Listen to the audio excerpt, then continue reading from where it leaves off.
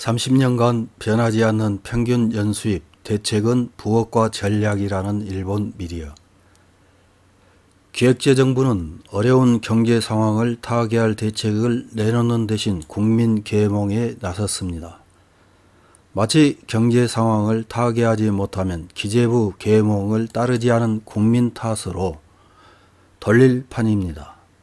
기재부가 트위터에 게시한 무지출 챌린지 계몽 포스터를 보면 마치 둘도 많다 하나만 낳지 하며 국민을 계몽하던 6, 70년대로 돌아간 모습입니다.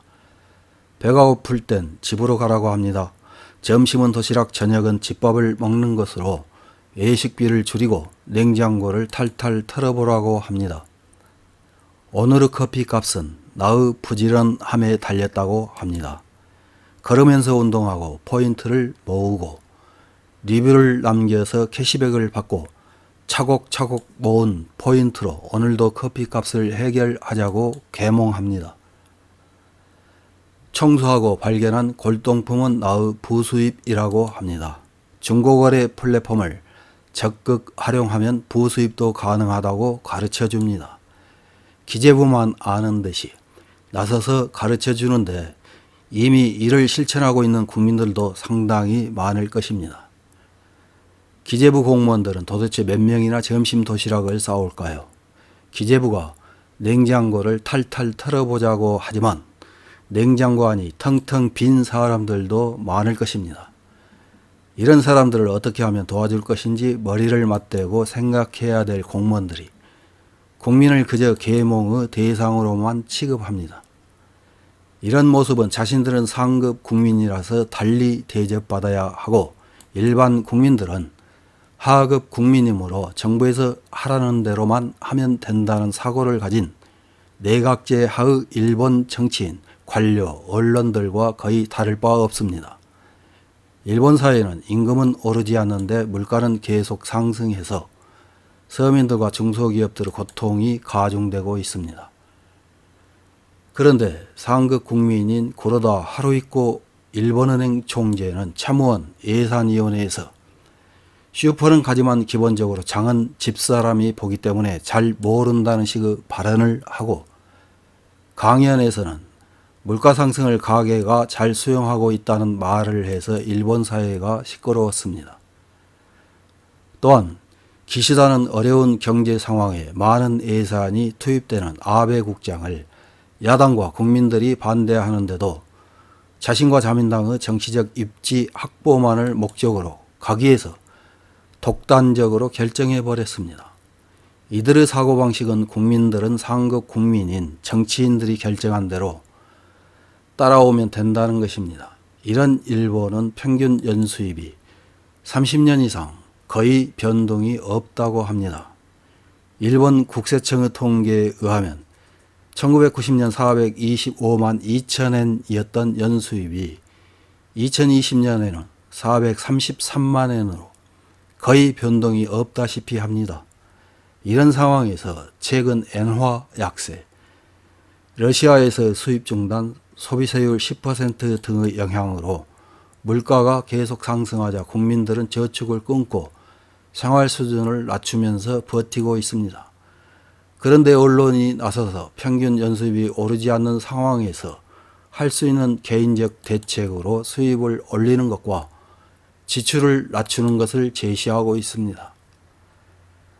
그것은 8월 28일 파이낸셜 필드라는 매체에서 보도한 일본의 평균 연수입은 30년 이상 변하지 않았다. 향후 가격 인상 대책으로 할 수 있는 것은 이라는 제목의 기사에 나옵니다. 기사에서는 수입을 올리기 위해 가장 효과적인 것은 부업이라면서 체력이나 시간을 많이 필요로 하는 일은 모두 본업에 지장이 생길 우려가 있기 때문에 추천하지 않는다면서 적합한 세부 업종까지 제시하고 있습니다. 지출을 줄이기 위해 효과적인 것은 매월 일정 금액이 들어가는 강연비나 통신비 또는 유료 동영상 사이트나 각종 앱 서비스 등의 계약을 재검토하라고 합니다. 결론으로 약 30년간이나 불황이 계속되고 아무리 노력해도 금리가 오르지 않아 안타까움과 체념을 느끼는 사람이 젊은 세대를 중심으로 늘어나고 있다고 합니다. 여기서 벗어나기 위해서 더 나은 급료를 찾아서 전직할 수도 있고 집세를 줄이기 위해 공동생활도 할 수 있다면서 세상이 변하지 않는다면 자신의 생각이나 행동을 바꾸는 것을 생각해 보자고 권유합니다. 평균 연수익과 관련된 기사를 읽은 일본 네티즌들은 어떤 댓글을 달았는지 몇 개 확인해 보고 마치겠습니다. 첫 번째 댓글입니다. 올해도 월급이 오르지 않을 것입니다. 전날 인도에 5조 엔, 오늘 아프리카에 4조 엔 공출하기로 결정한 것 같다. 그 전에 아베의 인프라 수출로 수십조 엔이나 해외로 중국 맞대응용으로 던졌다. 훨씬 전에 고이즈미 개혁으로 수백만의 비정규 노동자가 생겼다. 뭐 30년이나 참았으니까 내년에도 기대합시다. 다음 댓글입니다. 부업을 포함해 수입을 늘리는 것은 쉬운 일이 아니고 결국은 일본 국민 모두 낭비를 없애는 절약 생활을 지금까지와 같이 계속해야 한다. 30년이라고 할 것 없이 40년 차를 목표로 하게 됩니다.